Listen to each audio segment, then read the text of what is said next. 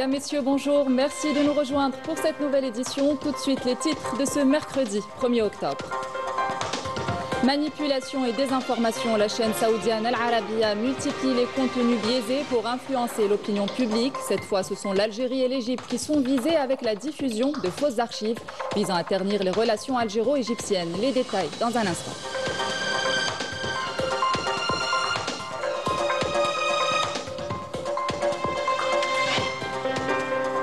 Au Maroc, les manifestations se multiplient. Les Marocains réclament justice, dignité et un meilleur accès aux services publics. Des mobilisations systématiquement étouffées par les autorités par tous les moyens.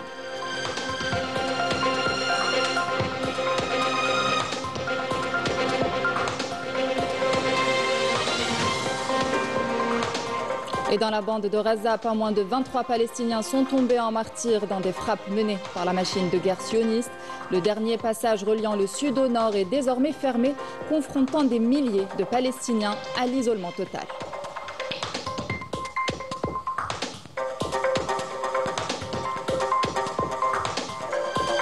Clôture du Festival international du film méditerranéen. Les Algériens se sont distingués en remportant plusieurs prix, saluant ainsi le talent et la créativité des cinéastes nationaux. Bienvenue à tous. C'est une manipulation médiatique qui ne passe pas inaperçue. La chaîne saoudienne Al Arabiya a diffusé de prétendues archives où Gamal Abdel Nasser, figure historique du monde arabe, minimiserait le rôle de l'Algérie durant la guerre des 6 jours de 1967. Des enregistrements qui se révèlent totalement faux, relevant de la manipulation médiatique et qui visent à semer la discorde entre l'Algérie et l'Égypte, deux nations liées par des relations historiques solides. Maïssa Le Bouhla. Fabriquée grâce aux technologies de l'intelligence artificielle, la vidéo diffusée par la chaîne saoudienne d'Al Arabiya n'est ni plus ni moins qu'une falsification grotesque destinée à tromper l'opinion et à nuire à l'Algérie.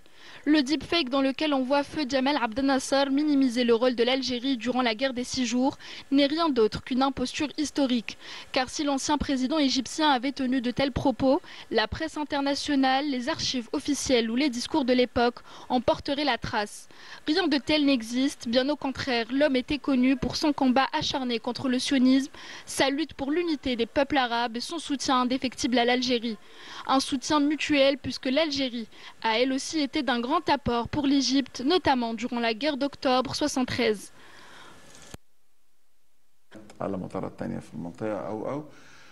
Au lendemain d'une nuit de combat meurtrière, un avion de transport algérien a atterri à l'aéroport du Caire. Ceci constitue justement une position remarquable et mémorable du président Boumediene qui a dépêché l'avion en question pour qu'on puisse ramener les avions de combat d'Algérie. ودي برضه كان احد المواقف المشهوده للرئيس الاسبق بومدين في الجزائر انه بعت ما استناش الحقيقه بعت طيارات تاخدنا عشان خاطر نروح ناخد طيارات من عنده من هنا. En effet, tous se souviennent du geste historique du président Houari Boumediene qui n'hésita pas à se rendre à Moscou pour obtenir des armes au profit de l'Égypte, en se portant personnellement garant du paiement. Cet acte de solidarité illustre la fraternité indéfectible qui unit les deux peuples dans les épreuves comme dans la victoire. En tentant de dresser l'Algérie contre l'Égypte, Al Arabiya cherche à affaiblir deux puissances africaines et régionales, deux piliers de la cause arabe, et briser l'élan de la solidarité qui a marqué les luttes de libération. Une machination œuvre du voisin de l'Ouest qui n'a pas hésité à livrer tout un peuple aux forces sionistes. Il convient de souligner que dans cette opération, certains intellectuels et personnalités algériennes ont été interrogés par la chaîne.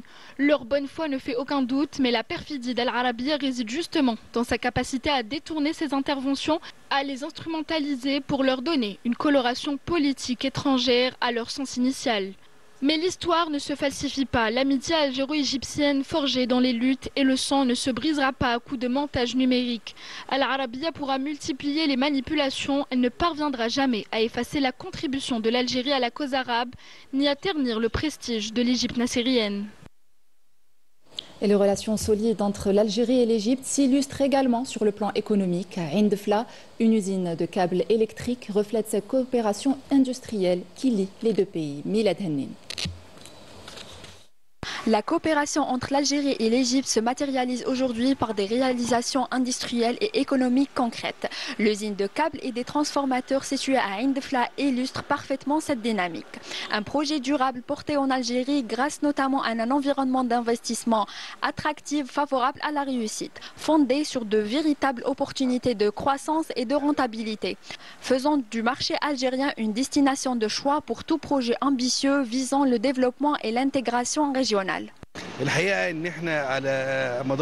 Durant notre présence en Algérie, nous avons constaté que l'environnement d'investissement y est sain, ce qui nous a amené à élargir nos investissements. Nous avons commencé avec un montant de 85 millions de dollars et nous dépassons aujourd'hui les 450 millions de dollars.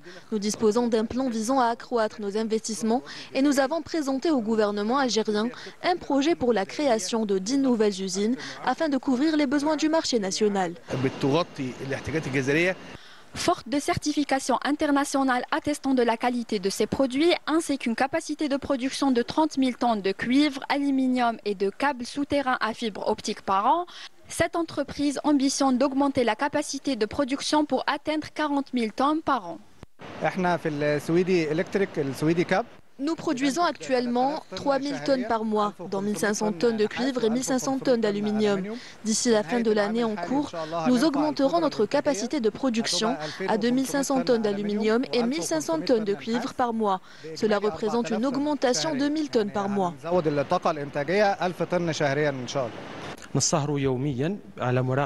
Nous veillons chaque jour à la qualité de nos câbles électriques en respectant des normes internationales grâce à nos laboratoires spécialisés. Ce projet traduit la volonté de transformer les relations historiques en opportunités d'investissement réel et durable. Un investissement qui va au-delà d'une initiative commerciale, mais représente également un levier stratégique pour renforcer la coopération économique et favoriser l'intégration arabe et régionale. Dans l'actualité également, les travaux du méga-projet ferroviaire Béchar-Tindouf-Garage-Billet d'une longueur de 950 km s'intensifient. Chaque étape du projet est suivie de près pour garantir la qualité des travaux et le respect du délai fixé à la fin de l'année 2025. Une ligne ferroviaire qui, rappelons-le, constitue une infrastructure stratégique pour le transport minier et industriel du pays. Anis Chir. Avec 4 km de long, ce pont ferroviaire sera le plus grand d'Afrique. Il fait partie intégrante du méga-projet de la ligne ferroviaire Béchar-Tindouf-Garage-Billet. Les travaux qui connaissent une avancée significative sont réalisés dans le respect des normes internationales de qualité et recourant aux technologies les plus modernes en matière de construction.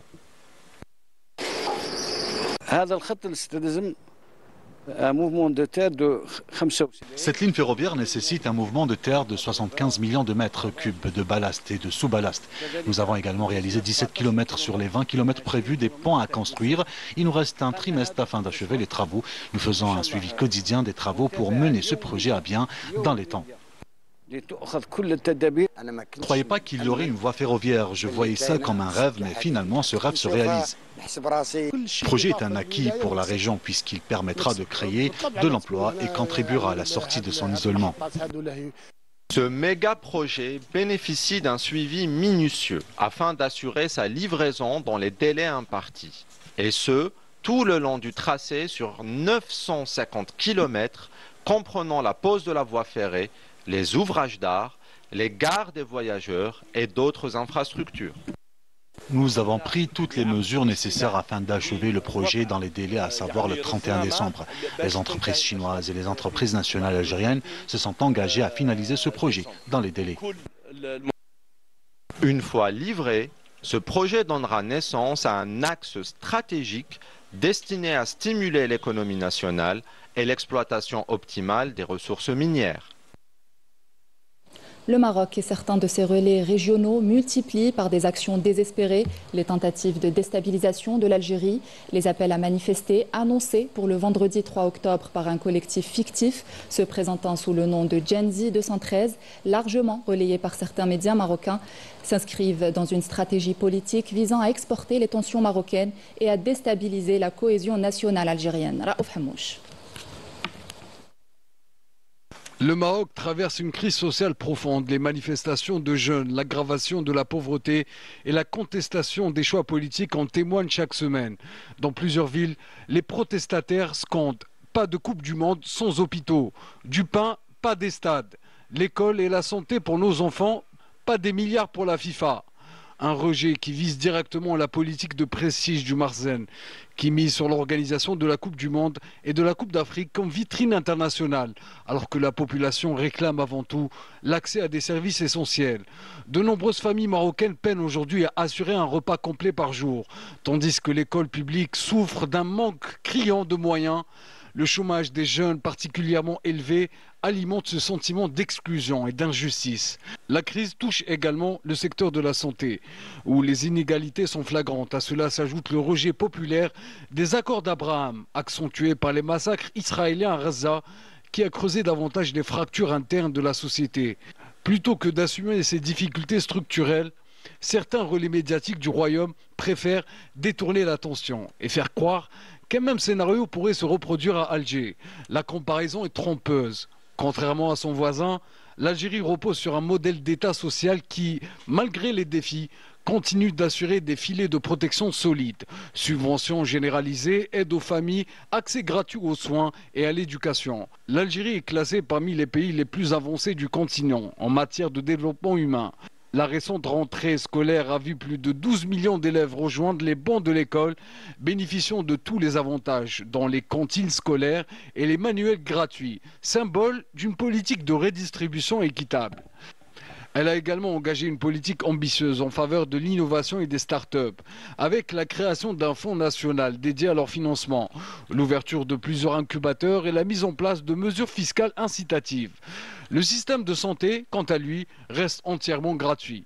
Avec un réseau hospitalier en expansion, la construction de nouvelles infrastructures modernes et la prise en charge intégrale de pathologies lourdes. À cela s'ajoutent des programmes de logement social ambitieux. Loin d'être un modèle de façade, l'État social algérien constitue un rempart concret contre la marginalisation et la pauvreté. Autant d'acquis qui distinguent l'Algérie de son voisin marocain, où les inégalités s'aggravent et où l'essentiel des richesses reste accaparé par une minorité. La stratégie de manipulation ne s'arrête pas aux revendications sociales.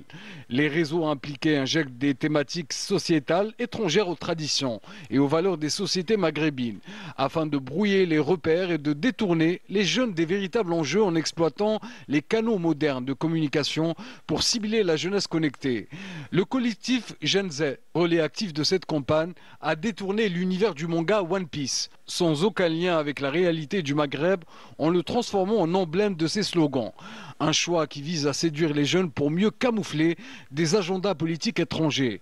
Le Maroc et certains de ses relais régionaux tentent donc, par des actions désespérées, de déstabiliser les deux pays les plus stables du Maghreb, l'Algérie et la Tunisie.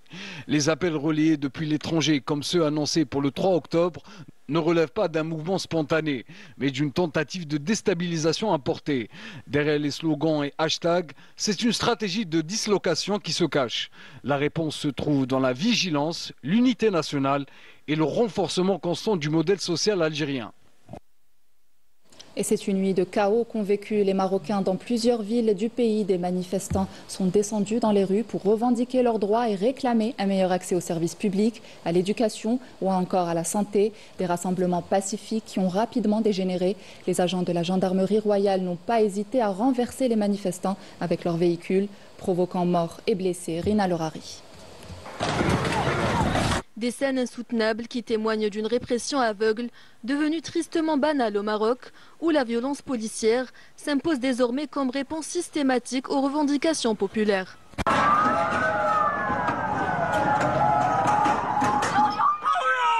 Cris de terreur, panique et corps projetés à terre. Les Marocains ont vécu hier soir l'une des pires nuits où les forces de sécurité ont fait un usage démesuré de la force. Les contestations citoyennes ont viré au drame. Des affrontements et altercations brutales ont opposé les forces de l'ordre et les manifestants, causant plusieurs morts et blessés. Ils réclamaient la fin de la corruption et une vie décente. Mais leurs voix pacifiques ont été étouffées par la répression policière du Marzenne. Les manifestations pacifiques se multiplient dans plusieurs villes marocaines, notamment Aïtamira, Khénifra, Agadir, El Hoceima et Marrakech, réclamant leurs droits les plus élémentaires liés à la santé, à l'éducation, à l'emploi, à la vie digne, à la lutte contre la corruption et l'inflation. Pourtant, le Marzane y répond par la matraque et les arrestations massives. Un déferlement de violence face auquel plusieurs organisations marocaines des droits humains ont exprimé leur choc et leur colère, condamnant l'usage de la force contre des manifestations pacifiques, tenant le Marzane pour responsable de la détérioration des conditions sociales et des violations des droits constitutionnels. Malgré le climat de répression, la rue marocaine reste mobilisée. Les appels au sit-in se multiplient et les jeunes continuent de descendre dans la rue, déterminés à faire entendre leur voix haut et fort. Des revendications légitimes que les autorités marocaines cherchent à étouffer par tous les moyens. Toute voix discordante est automatiquement réprimée et les arrestations massives se multiplient. Yanni Saïd Belkacem.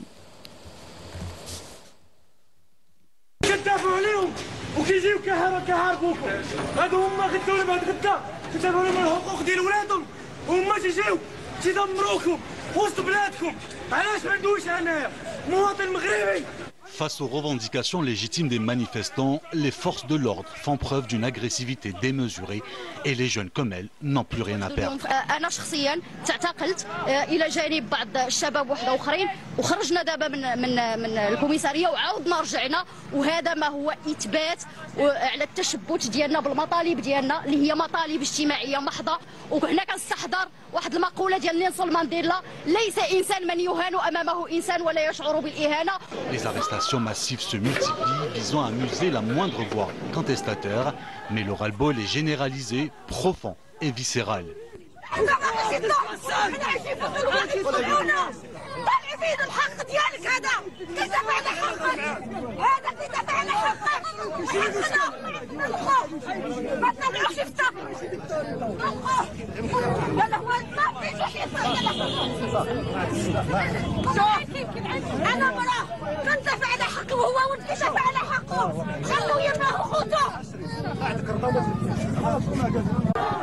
À la tombée de la nuit, la situation devient insoutenable dans plusieurs villes marocaines. Le pays bascule dans le chaos.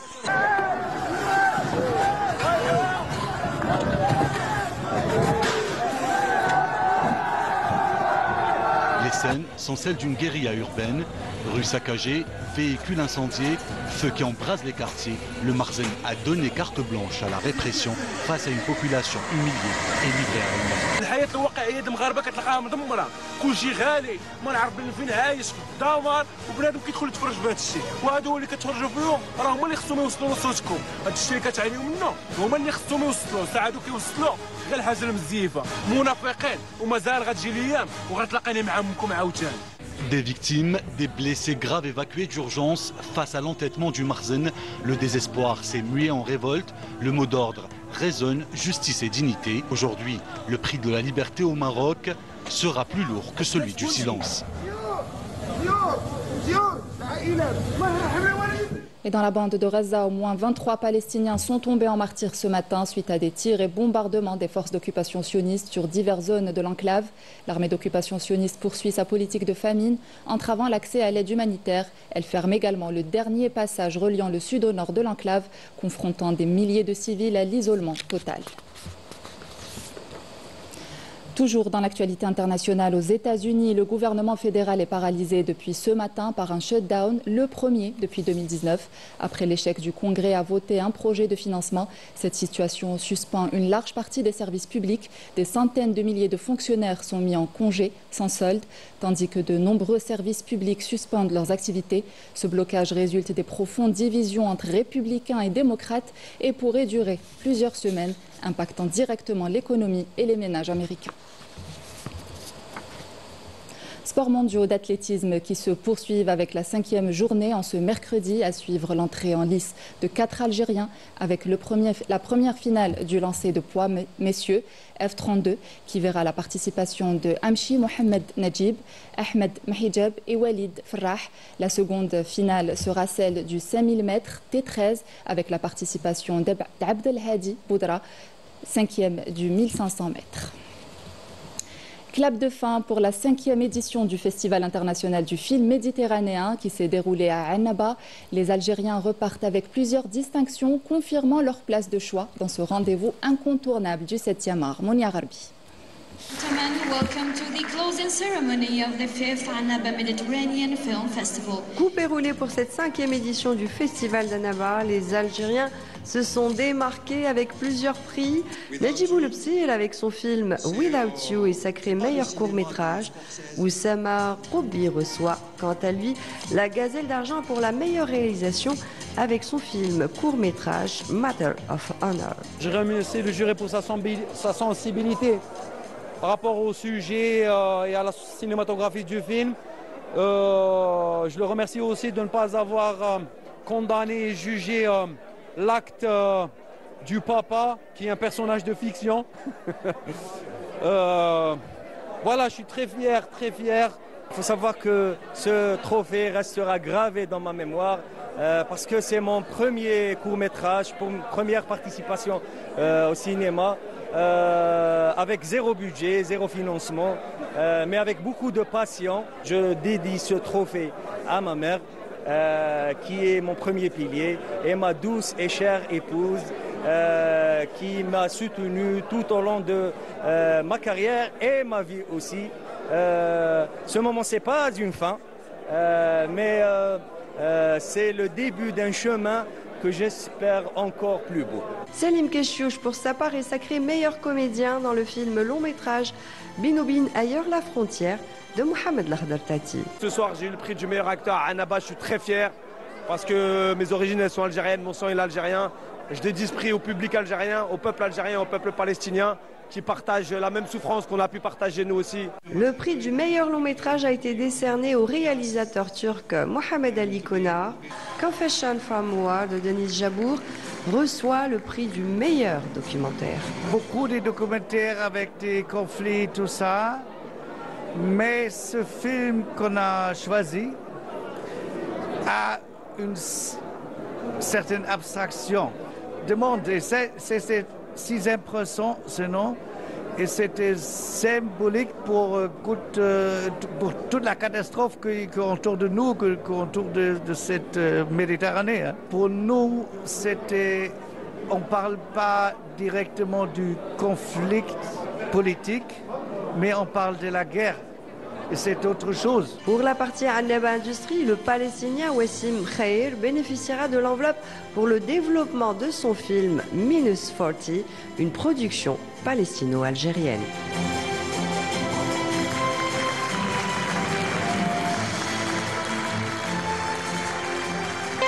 C'est là la dernière information de cette édition. Merci de l'avoir suivi. Excellente suite de programmes sur Canal Algérie.